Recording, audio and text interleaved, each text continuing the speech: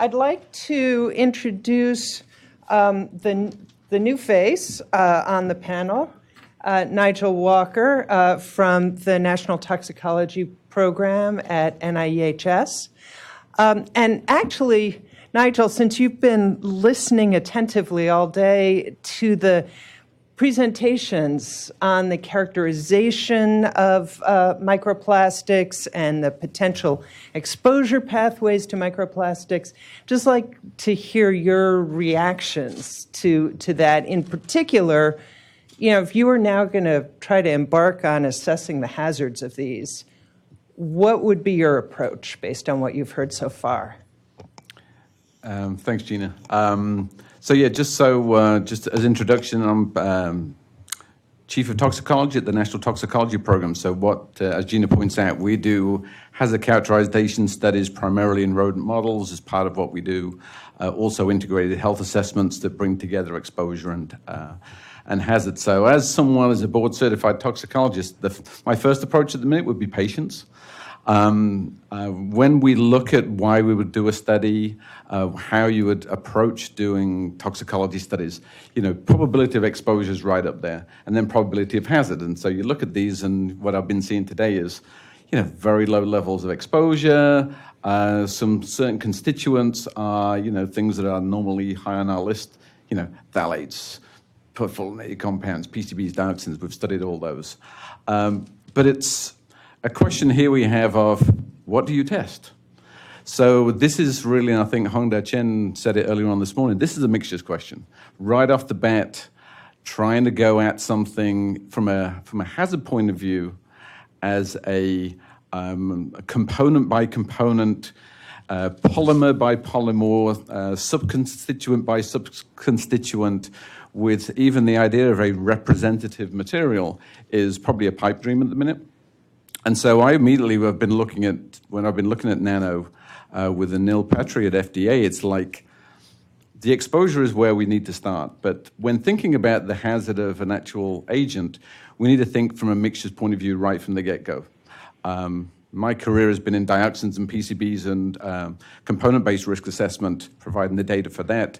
And that, by comparison, was simple. And we were talking about a few hundred congeners for dioxins and PCBs. In contrast, some of the other projects that we've engaged with over the last decade on mixtures has been more things like botanical supplements, water disinfection byproducts, where you're looking at a much greater diversity of components. And the approach that people are taking with that is more of a what we call sufficient similarity approach, where you don't try and find a single representative mixture, because it doesn't occur. You try and get sufficient numbers of them, you try and get sufficient numbers of them such that then you can then start using distance metrics based on both composition, short-term bioactivity in vitro systems, short-term activity in maybe in vivo systems or alternate systems, and then you try and pull them together and go, there's stuff happening here but not here, there's stuff there but not there. You link that to existing knowns, for example, a resource material that lots of people are looking at. You know, in some cases it's the, I don't know where the NIST lady is, the standard reference materials, or if there's not a standard reference material, a common material that everyone's looking at, so that you can start bridging between different studies. So that's kind of my take on what I've heard this morning. I've heard a lot of similarities with a lot of issues that we've dealt with mixtures toxicology and persistent organic pollutants. So I wouldn't be jumping straight into dosing an animal with some plastics. Let me just put it that way. Not even with textile fibers, microfibers, because that did seem to jump out in a lot of these different talks, at least to me, and as did tire particles. And I was curious if those would be things that might so those are be looked at the individual sooner. polymers have been studied, and we've done some of those from an occupational point of view to generate where you can generate again homogeneous. Atmospheres, which are generally higher than the public because you're looking at occupational exposures. But again, that's going down into the component by component route. The tires is interesting because we've actually been studying it was a request from California to look at crumb rubber, which I know was a big thing in the public about 2 or 3 years ago, about soccer fields and soccer players. And so using approaches to, and again, the approach we took with that was one of understand exposure, understand delivery, where does it go in animal? We actually essentially did controlled exposure studies of milling down to get, small enough that you can actually do stuff with and make it respirable, which is really hard. Looking at off-gassing of components, which in air is the equivalent of the leachate in water systems. But essentially using controlled exposure systems using our experimental systems. And that's, I think, what I've seen today as well. It seems that there's a lot of ad hoc sampling and trying to then understand what are the conditions under which that led to that versus maybe using controlled systems to look at exposure, be it in an ecosystem or in mammalian, toxicokinetic kind of studies. So.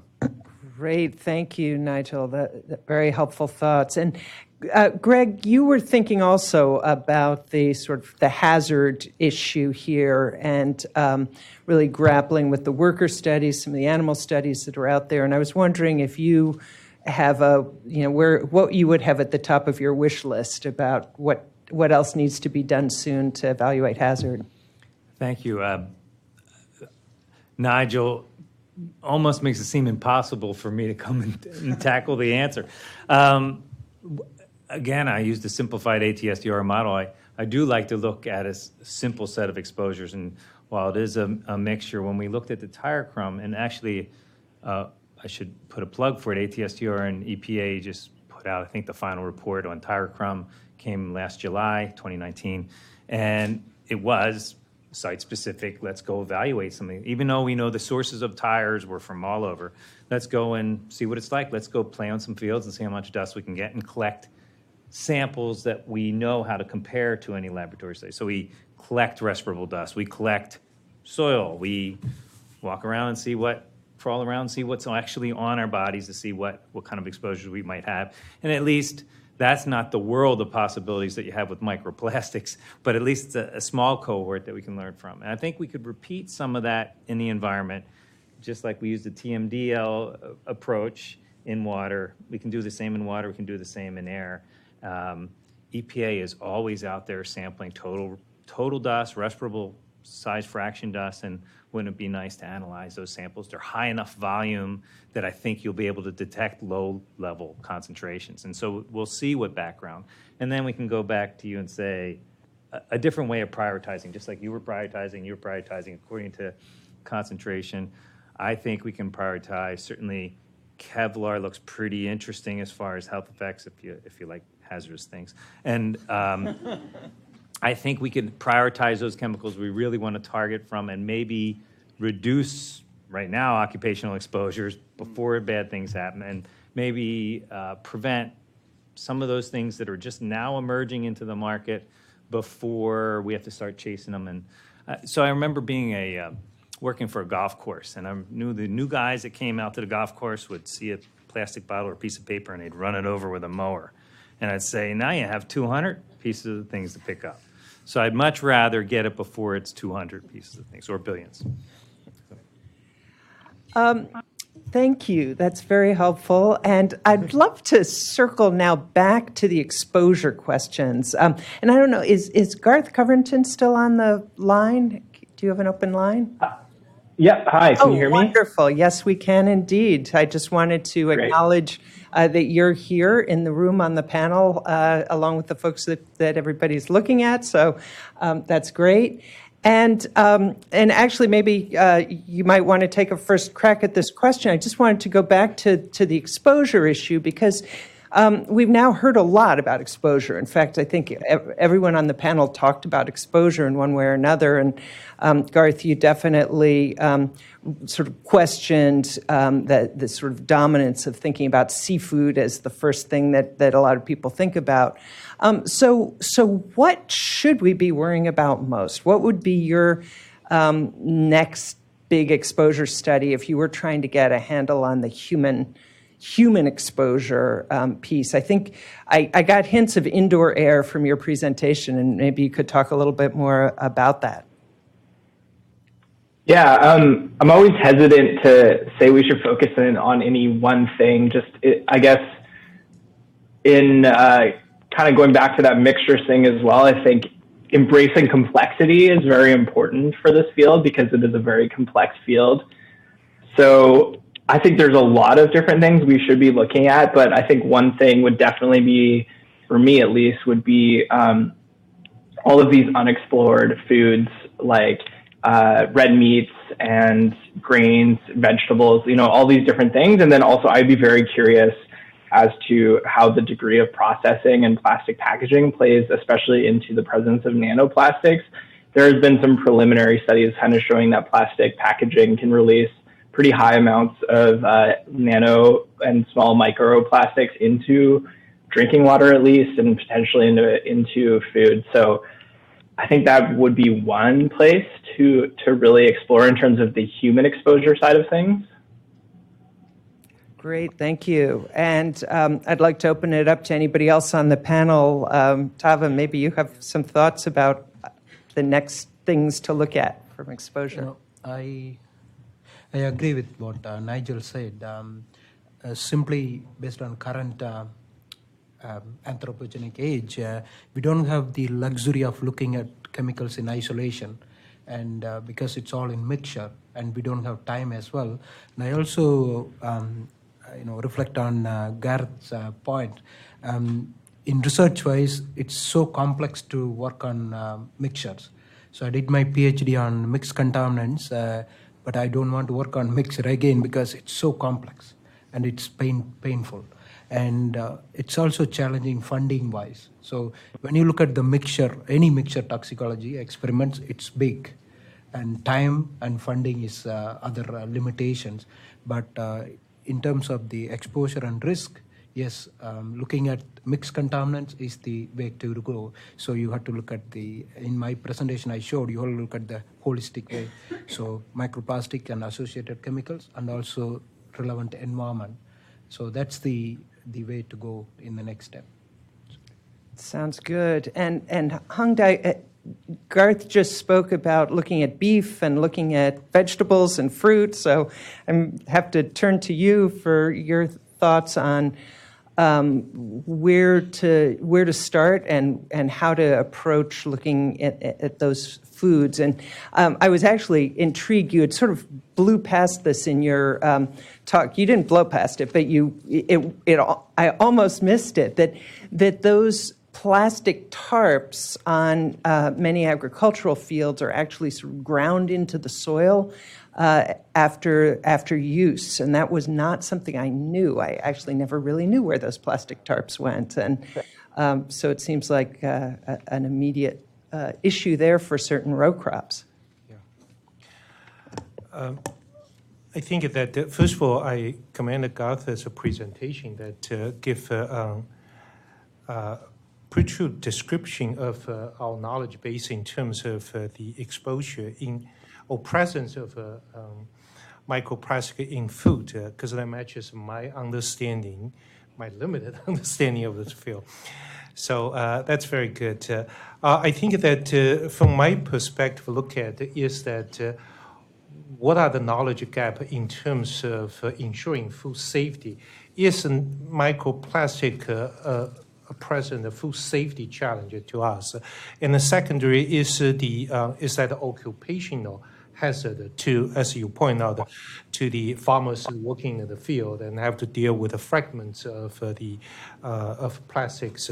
So I think understand the current situation is very important because that will help us to formulate thinking and planning and the program. How do we go after it?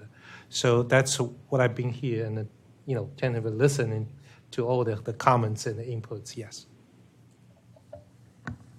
A couple of people have spoken about how hard it is to look at this. Thava, you just mentioned mixtures being just incredibly challenging to look at. And Alan, in your talk, you talked about the fibers, at the tiny, the small fibers, and how incredibly frustrating they are to look for, and how that may be partly why there hasn't been a lot of research into those. But it sounds like they may be important. So I'd love to hear some thoughts, from you, Alan, and from others about how do we get there? I mean, how do we do the methods development or just, get the research focused in the direction of these very small particles and mixtures? Well, I think you heard this morning that the methods are coming along, right? And I got new hope from Jen, and I think that's going to continue at a rapid rate because we have so many people on this planet that are looking at microplastics. It could very well come out of China because they've got such incredible resources going toward it. And then that's, and if we can use things that are economical like the ATR, we can start getting better data on exposure.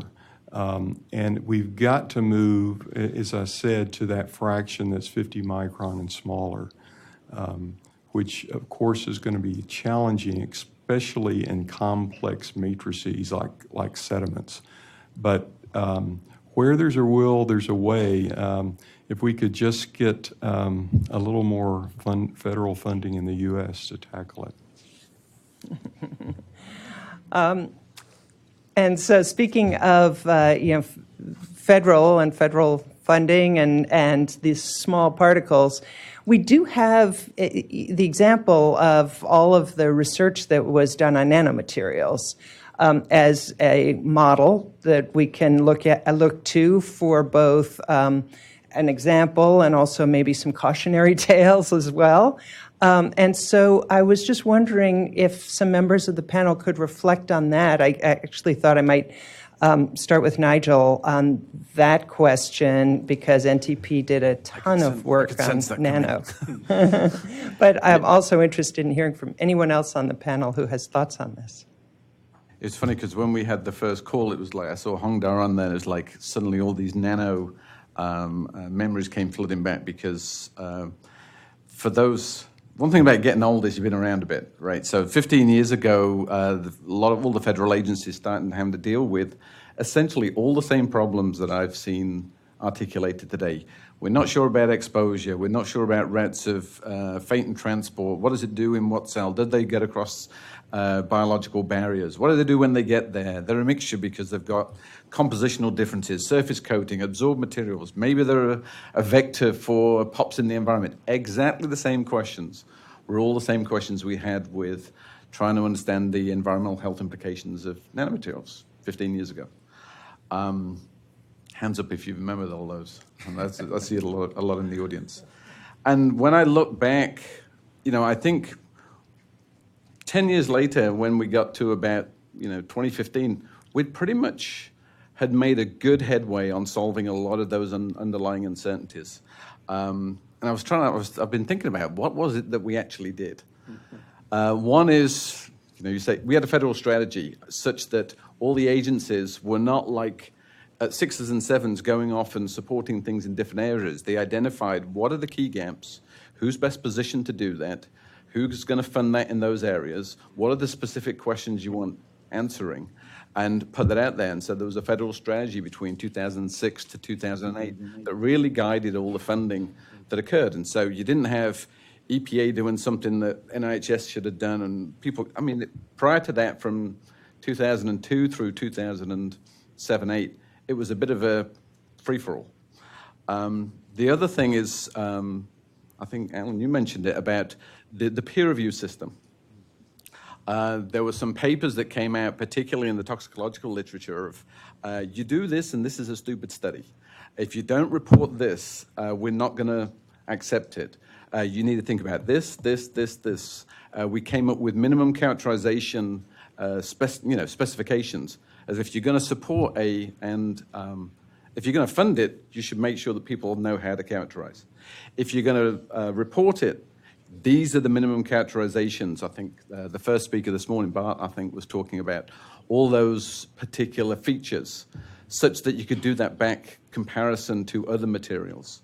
Trying to understand assay interference of how the material, because these are complex entities, interfere with the assay system. whatever the assay system is, be it in vitro, be it an eco study, be it a human health study. And really, that was, some of those, we've learned those lessons. And if we apply those lessons quickly, I think we'll get to some of the answers much more quickly on this go-round, because the issues are the same issues that we saw 15 years ago with just nanotox. And, you still had the same social dimensions. And so hopefully some of the folks that dealt with that can deal with the same social dimensions here of, fear of the unknown, data kind of helping kind of reduce that anxiety.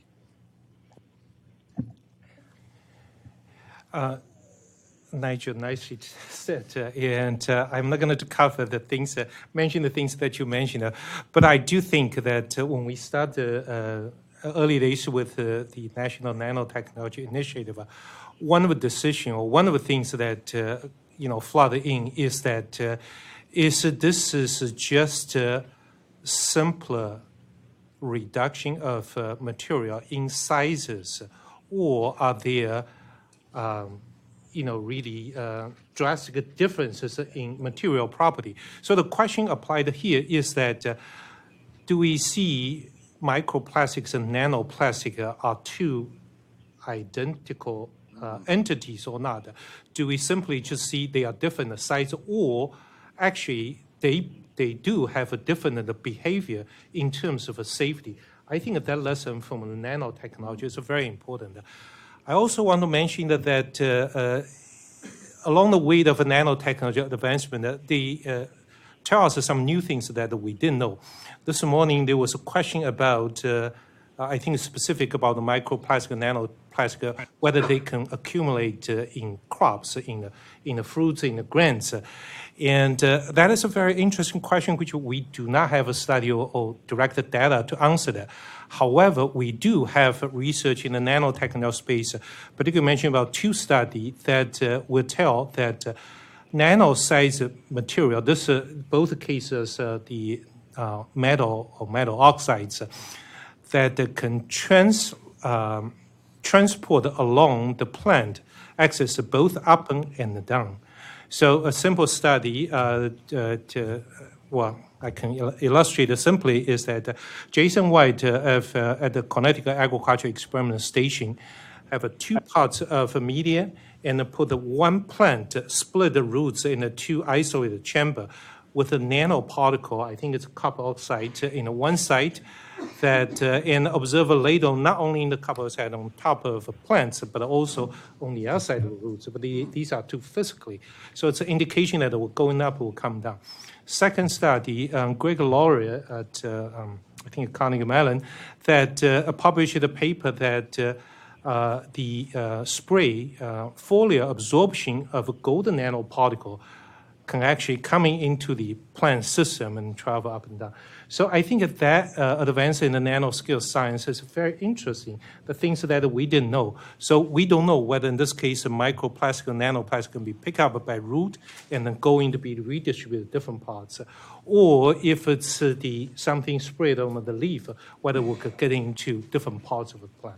So those are the good questions. But the nano size we observe with the nanometal metal oxides, but with the plastic and polymers, will that happen again? We don't know.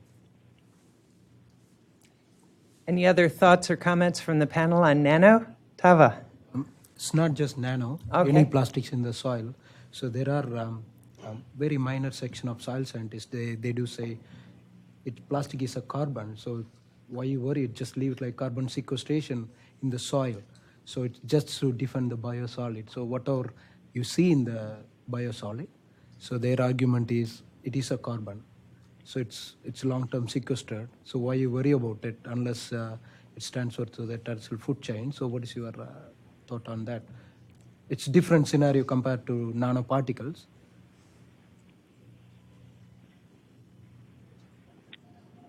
Because people do argue, yeah, it can taken up by earthworms or other chicken and all, but some particular percentage of soil tents, they do think it is just a carbon. It can settle in the soil, but there are other arguments about it because it's not permanent fixation. It is going to leach out, again comes back to aquatic environment, And it applies for nanoplastics, microplastics, and fibers, whatever we say. And again, fibers from biosolid actually taken up.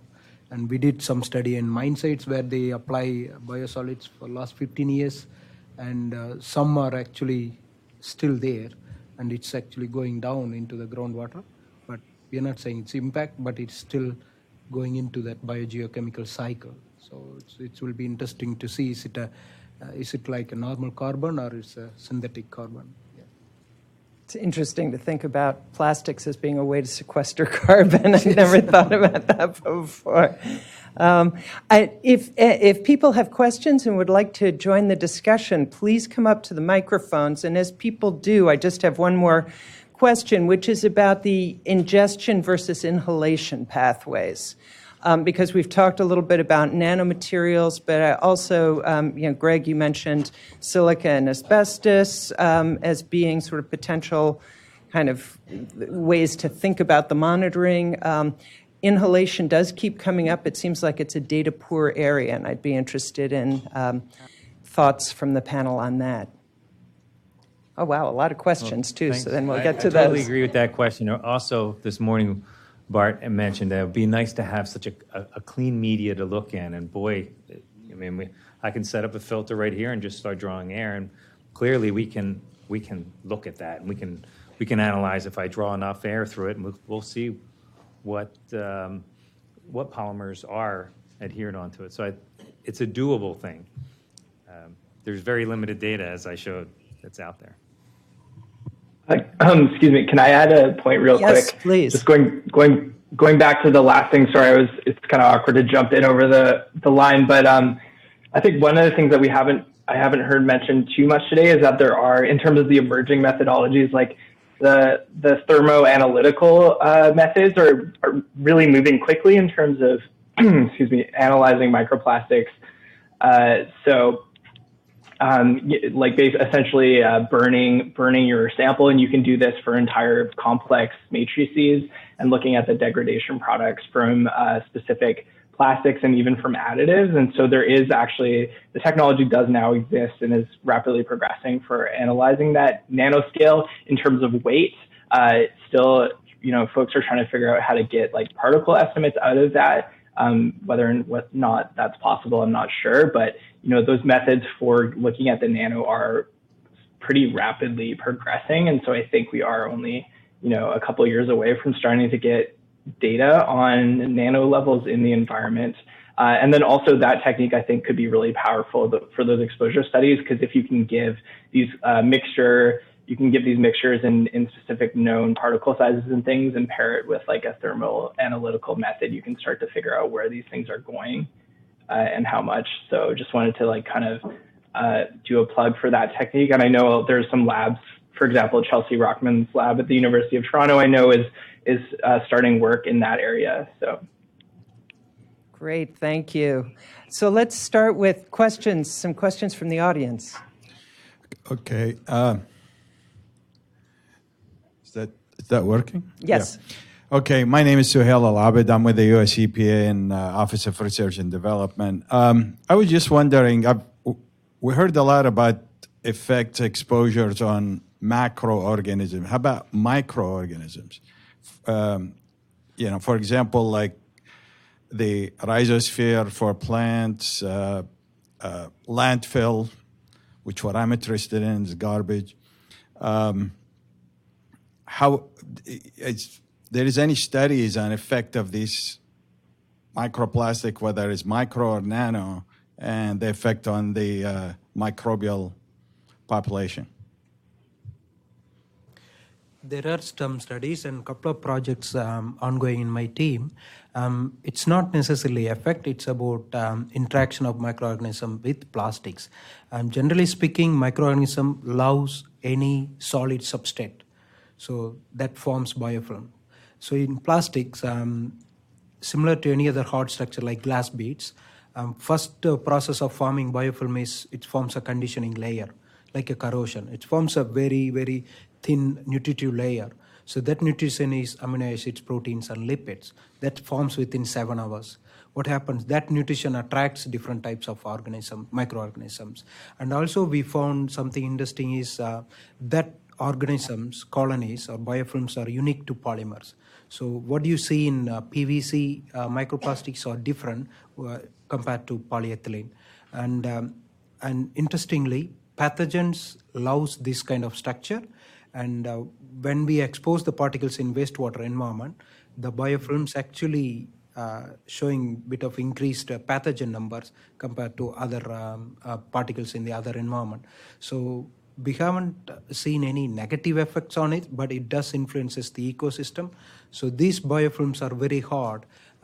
There are some rough estimate up to 66% of the plastic weight can be biofilms, microorganisms. And I showed in my slide, also interesting to know, these biofilms, the biofilms coated on plastic, it does escape the sterilization. So it's something interesting to know. But in soil, I don't know, it will play differently because the biofilm activities may be different. Soil, it's totally, rhizosphere environments are different. So it may be some other effect, but it can, some of the overly spiked data, it shows increased microbial activity. It could be due to increased aeration because of the particle introduction. So I haven't seen any studies in my knowledge in soil atmosphere. Just a little bit more on that from an eco standpoint. As he mentioned, all of these surfaces are growing biofilms. And those biofilms, if you think about out in the middle of the Pacific Ocean, where we've got trillions of pieces, every one of those pieces is going to have a biological community growing on it. So we've actually created a new ecosystem out there, which is going to be food then for other organisms. So is this bad? I don't know. The only bad that I can see coming is, as was mentioned, that they're actually going to promote the survival and the multiplication of pathogens. So this could be an issue. Anil. Anil Patri from FTA. Can you hear me? No? Yeah, I think so. Yeah, you can hear me now. Yes. Okay. So I agree with Nigel. We learned a lot about nanomaterial in the last 15 years. There are certain similarity and differences. Nanomaterial, that they're not one kind of material. They're not homogeneous. You have metals, metal oxides, polymers, liposomes, carbonaceous material. So each of those require different kinds of skill set, instrumentation for characterization and biological assessment. From my standpoint, we learned a lot, but we still don't know a whole lot. You don't know the surfaces. You can measure the size by 100 different methods, but if I ask, okay, what is on the surface? What is a coating? What is the homogeneity, heterogeneity, the quantitation of the coating? Mostly it is a cartoon representation rather than actual data set from a publication standpoint. On the other hand, with the micro nanoplastics, we have something that is common. These are all polymers to start with. From a compositional standpoint, they're all organic in nature, whether micro nanoplastics or things that are bound to them. So my question is, we learn a lot from the nano world. We made a lot of mistakes, but we learned quite a bit. How do we use those lessons that we learned from that to minimize the time it takes to do these assessment for micro nanoplastics? Because, if you talk about standards, we don't have too many standards in nanotechnology. I can hand count them from JRC or NIST, so to develop a mixed standard. Yeah, so Elka is going to talk more about that. But my point is, we cannot have too many standards. It takes a lot of time to develop these standards at NIST with a specific measurand. And then the compositional heterogeneity, the size, the shapes, and so many other factors in what, the things that we saw. And the other question is a quantitative assessment. So far in the morning, I've seen qualitative assessment, optical microscopy methods to see, but then how much of what is there in that? And those are the questions we need for regulators to say, so much is exposure. We are already doing exposure and hazard and risk assessment already.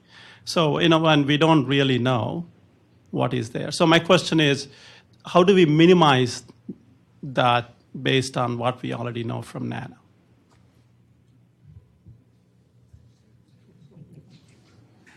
Yeah, I mean, so looking back at it, I mean, it took a long time. It took years and years for people to start coming together on coming up with not necessarily standard approaches. And I hate to use standard because that implies rigid, but guidelines and accepted best practices. I mean, it took a while for the community to start doing that, and that took sharing, grantee groups coming together. I know that at least the groups that we had through our extramural programs, took a while to bring them together and to get them over this hump of, if you share your methods that normally people kind of keep nicely wrapped up, you'll actually get better science. And so that from a get-go can be instilled into, funding programs or research programs or program projects and stuff that would get you to that phase a lot quicker than, hey, it might be nice if you shared methods. It might be nice if you followed this best practice.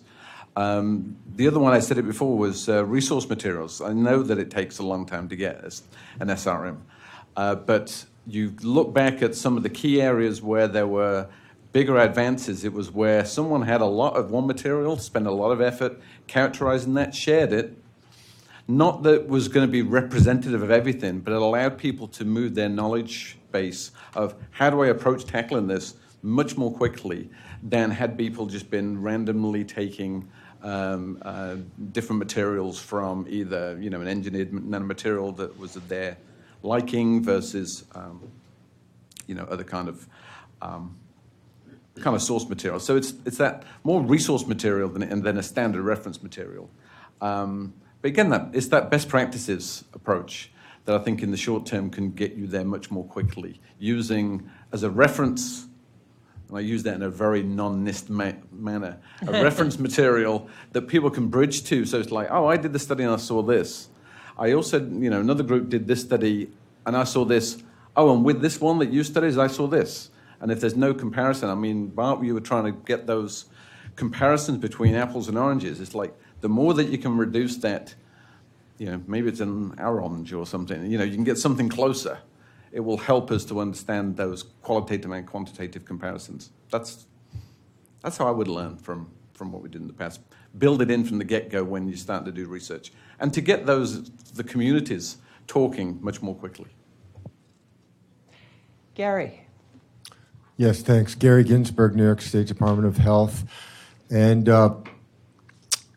we know from human exposure to phthalates and BPA that are having plastics as food packaging or in industrial food production, or as Dr. Chen points out, floating row covers in agriculture can lead to exposure to microplastics or mobilization of microplastics, put it that way, and also things like phthalates and BPA.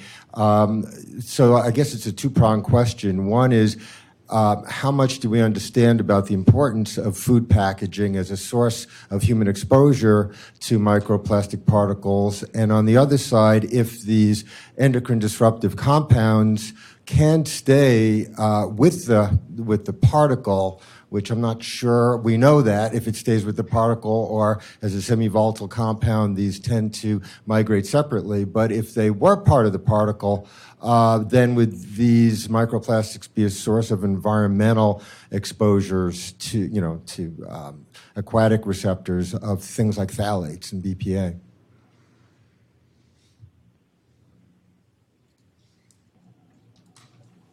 Let me take a quick crack. And those are both are very good questions. The first question is that the simple answer is that we do not have data in terms of food packaging contribution to that. We do know that the packaging is a bigger part of food operation, and packaging is a bigger part of a municipal solid waste and environmental contamination. So that is a very good question that I may call it a researchable question, right? We need to find out the answer for that. Quickly remind the second question that... Second question was Could about they be carriers? Could petrochemicals. microplastics be carriers of things like phthalates into the environment? Right. You've seen that one of the projects we found that it was a student learning experience. Well, it's multi-state research. One component is that let's presume there's polystyrene beads in the environment as part of nanoplastic and coexist with a pharmaceutical product. The example cited is naproxen, painkiller. And many of these polymers that may serve as carrier or encapsulate agents of compounds like pharmaceutical products, and then it may concentrate, protected from environmental stress. And so what is the implication of that? And then that's also, to me, is a researchable question here.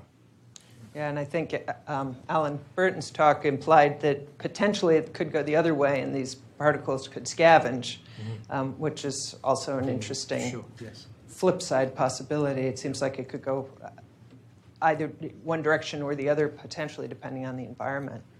There is Mateo in 2017 had a study on seaweed and identified and measured, quantified microplastics within the seaweed, and then looked at phthalates and found the phthalates. And then there's been a more recent study that correlated the phthalates in the plankton and looked at whales and concentrations in whales of phthalates. So I think we're starting to have a mass balance of some things in the ocean. So it appears as if phthalates are getting transported that way. Take a question here from the room, and then I have some from online. Go ahead. Hi. My name's Damaris Borden, and I'm a student at Bard College. I'm doing my thesis on the issue of microplastics and the intersection with the fashion industry and quote-unquote sustainable fashion. So I have a question primarily about the precautionary principle and where each of you stand on that as scientists. So Dr. Burton, in a paper you published in 2018, you said that science has adversely influenced political decisions on microplastics in reference to the 2015 ban on microbeads in the United States. And one of the reasons that we commonly hear for why we should not act just yet on the microplastics issue is the issue of uncertainty. So we do not know that they cause health impacts, so we should wait to act. Whereas other groups argue that, the flip side of that coin is that because we are uncertain of these impacts, we should curb our use of plastics and we should act now, considering our pretty young relationship with them. So where do you all stand on that yourselves, and what role do you think scientists should play as public advocates? I'll quickly address it since you mentioned me. I've never seen legislation passed like that with so little data, but it did. It was, I think, it was an easy thing for politicians to do. But as we've noted, and many people have noted, microbeads are really not an issue out there. Less so than these other microplastics because their numbers are so small out there. But we really, as I think several people have said, we're very ignorant about that smaller fraction. And so we do need to use caution there. Given the way plastics production is going, I can't wait to the session tomorrow for them to tell us how we're going to curb this. But these are going to be growing issues. And so we've got to figure out ways to reduce it. Undoubtedly, we don't know yet if the smaller is a problem. We've got to understand that science before we do any kind of advocacy to get things changed. Once we understand the issues, then I think we should be advocates, and we should better translate our science to the public so they understand. Any other comments on that? We have a whole panel tomorrow on the policy implications, so I also want to... I'll avoid it. I don't want to I could jump in. on this because it's an important point. No, it is an important. I mean, I think I'll put the nano hat on. That we were often thinking about, should we be advocating for the precautionary principle when you're at the engineered side? I think the fact that there's been 8 trillion tons, whatever the number was. I mean, there's so much already out there. It's a little bit thinking about the precautionary principle. You're only thinking about the forward-looking use of plastic, so it's a little bit of a harder thing to get your head around, of whether you should be precautionary about like banning plastics now, as opposed to when there's so much already out there in the environment that we need to be understanding.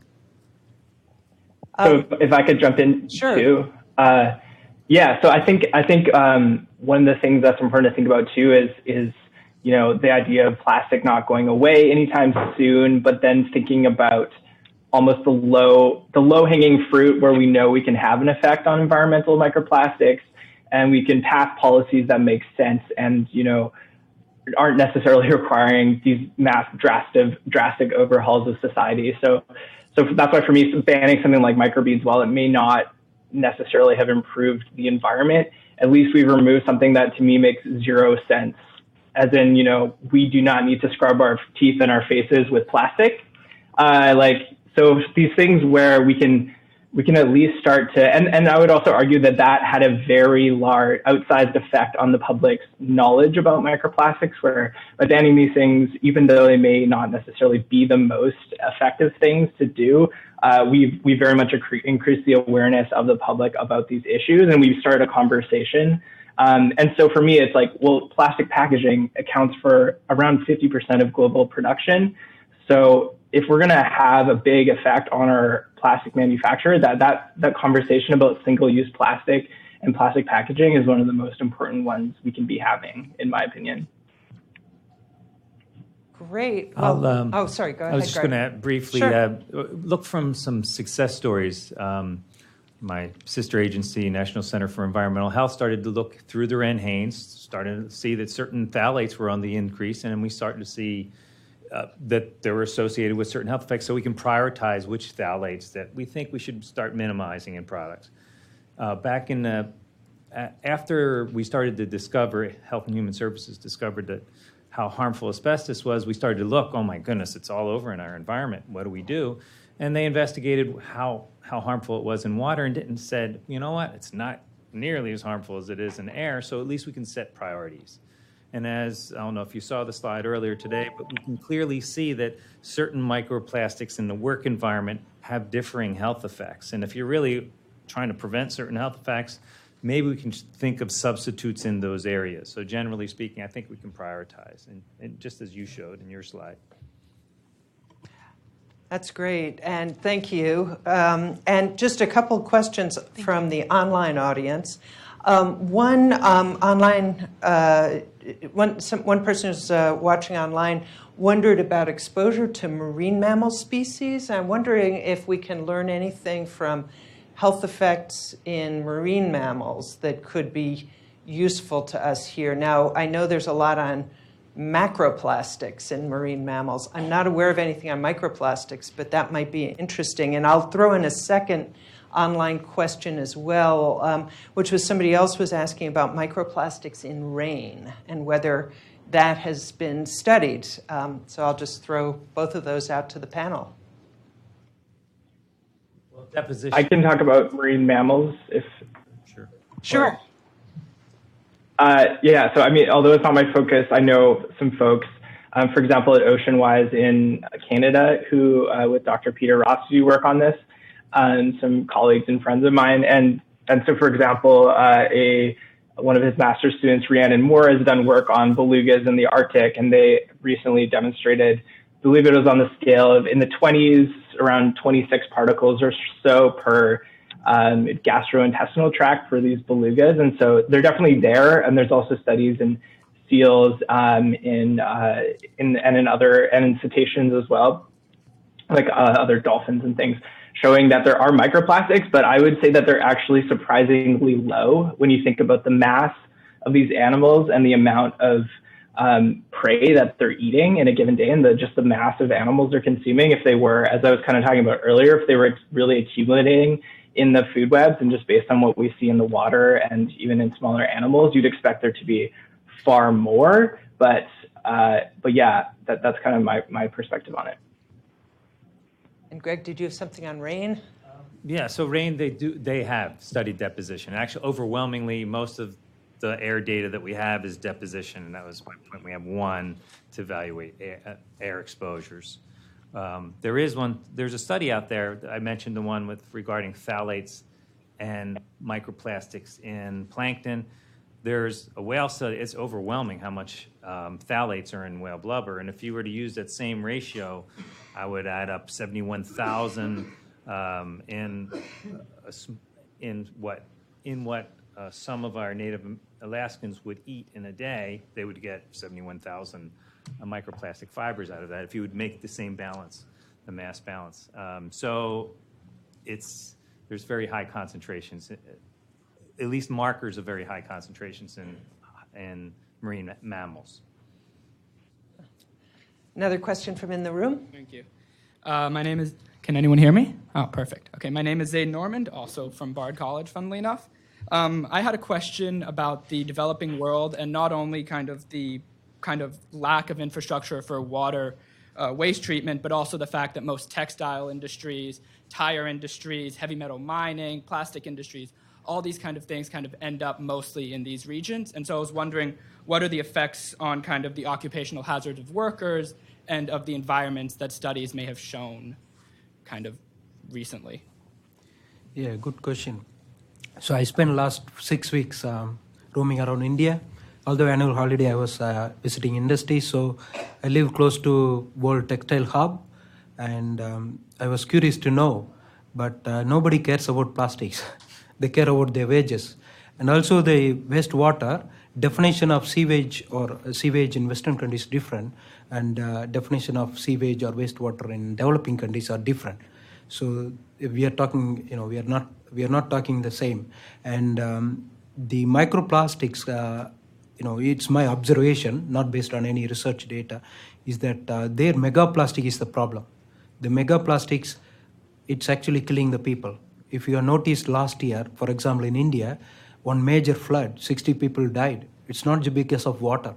It's because of plastic clogged all the natural waterways. So that's a plastic direct acute effect. And their worry is that kind of effect they're seeing. And literally, luckily I'm vegetarian, but I have seen, apart from cow, goat just chewing in front of me, just chewing plastic, although lots of grass. It's chewing plastic because it's food contaminated plastic. And chewing, it does introduces microplastic in it. And these are all observations and research data, as I mentioned. That's the reason we wanted to focus on developing, underdeveloping countries, because there's still a lot of things to do. And people are not focusing on microplastic, but their worries, like Alan said, pathogens and life-threatening things than other things. But it is important to develop the knowledge on these emerging issues there before it's too late. And there are several pesticide examples.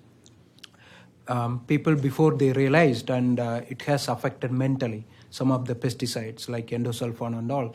People were spraying for cashew plantation before it was too late, and youngsters were dying of suicide and all. And there's still, you can see Cancer Train. You can Google, it's a famous documentary, Cancer Train in northern region of India. It was too late when they acted. So had they developed the knowledge of impact and risk and exposure, and the Cancer Train documentary wouldn't have come. So there are a lot of things to do in terms of developing, and we have to have a different lens when you are approaching developing and underdeveloped countries. The knowledge we develop here based on our wastewater and infrastructure and impacts are not going to directly apply there. So that's a challenge, but very interesting to work. Thank you. Thank you. And another question. Hi, I'm Candace Hunter from CDC, the National Center for Environmental Health. And my question is related again to, this panel is all about human health and risk assessment. And given that risk is a function of exposure and hazard, how do we target, and this is related to, I guess, the last question, the most vulnerable populations and those who are disproportionately impacted, particularly as it relates to occupational exposures and cohorts that we could potentially study and work with to better characterize exposures?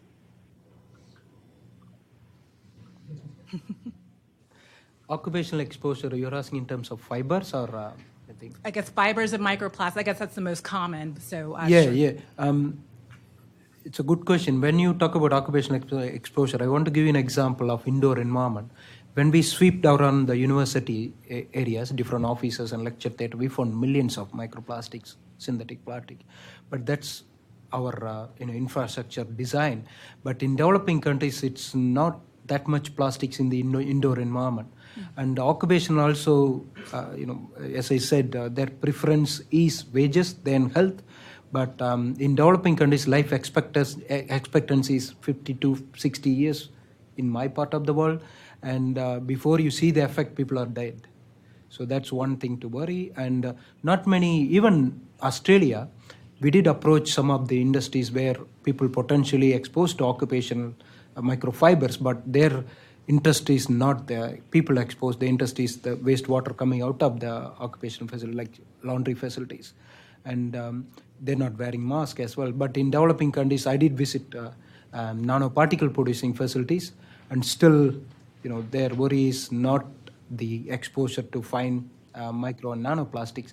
The worry is on other aspect, and it's really challenging to educate on that part. Ask him to wear a mask. You can see in developing countries, even traffic polices, they don't wear masks. So they're exposed to lots of tie fibers every day. So it's really, really challenging. And again, coming down to prioritizing the contaminants. So they would like to have food than have waiting for clean food.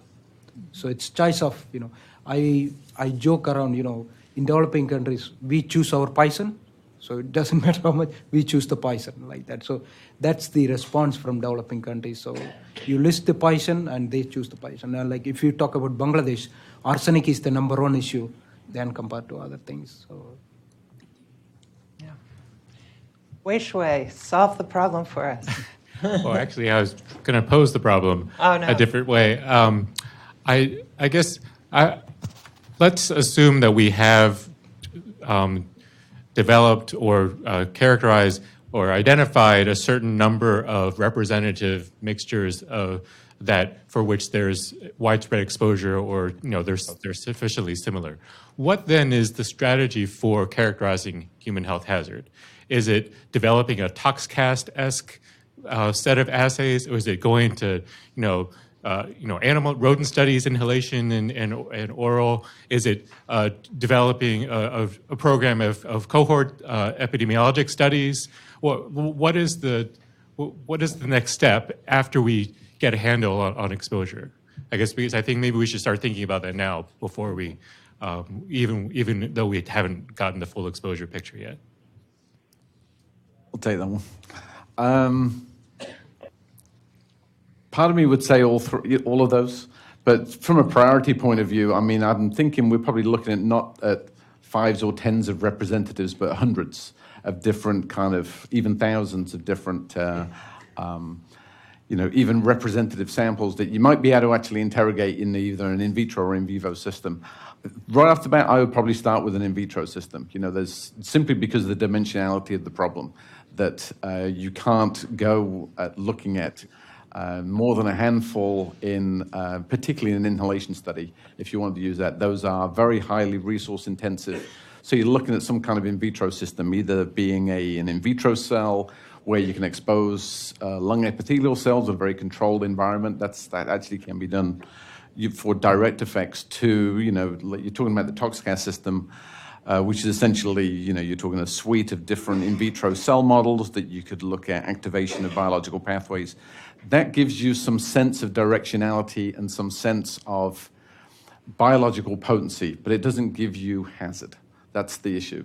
Its hazard is on a scale going all the way from molecular to pathways to organismal to population. So you're down at the bottom end of that hazard characterization side, but you can use it, again, for giving some sense of what is the margin of exposure between what's the potential where we might see some activation of biology and to the exposure that we might be looking at. That's the key thing that's going on across the federal agencies in things like ToxCast or Tox21, to give a sense of prioritizing then which of those representative samples may be indicative of point sources or types of plastics or types of areas or geographical locations where you then may need more information. Plus, the margin of exposure, if it's highly uncertain, maybe that says, all right, go ahead and put more effort on the exposure side of things.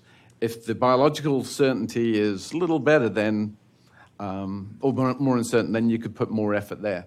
So I would still probably start with a more higher throughput in vitro, but again, not exclusively just a single cell line, but probably a broader suite, just to get that sense of biological potency, simply because the resource intensity of the numbers of representative samples that you would need to test would be too high. Now, you could amend that with having a few done in a more organismal model. You could go to lower order organisms like zebrafish or worms or whatever, or go to rodent models like rats and mice, but you would be limited in the number, but you then have to be linking that using common biological measures, the characterization, all that kind of stuff to see how it bridges. So kind of almost like a bridging, it's kind of read across, but it's like biological read across between different core studies that are linked then in. Does that make sense? Yeah, just a quick follow-up, if I may. Sure. If the approach is in vitro, then where do you see the biological coverage is lacking on the in vitro side? For instance, if chronic inflammation, that came up a couple of times, is the issue. Yeah. We don't really have a good high throughput system to look at that pathway. So then do we need to start thinking about, what types of higher throughput systems should be targeted for development so that when we get to that stage of having those materials to test, we'll be ready? Yes, so the issue, so this is where biological potency versus hazard potency and different high throughput systems is key. So you're totally correct that we don't deal with chronic long-term exposures. I mean, when I think of chronic, you're talking months and years, going beyond, first of all, different communities think of chronic differently. I've read papers where it's like, hey, we measured it chronically for 3 days. They're not thinking in terms of hours. It's like, no, I'm thinking like lifetimes. But that's where if you go back to biological potency, there's data that's coming out that shows doesn't really matter, the difference in terms of magnitude of where a chronic effect might occur versus an acute effect. Often the dose is not massively, it could be within an order of magnitude. So if you can get a hint at where you are from a biological potency using a high throughput, that gives you some comfort of whether you need to go to those higher, longer-term exposures. But that's a huge gap. All of the high throughput approaches are very much geared for shorter-term acting. Even development is actually a short-term acting effect in general within a very short window. They're also geared for things dissolvable in DMSO. So. That's for certain types of, and I'm thinking high throughput differently from you here on that. Then that's for your tens to millions, as opposed to the hundreds to thousands. You can do slightly different kind of approaches. Thank you. Wow. Well, thank you all so much. This was a great discussion, and we're almost to the end of the day. We just have a summary, so I will not summarize. I will thank the panelists and turn it over to my colleague. So thanks very much, everyone. And where's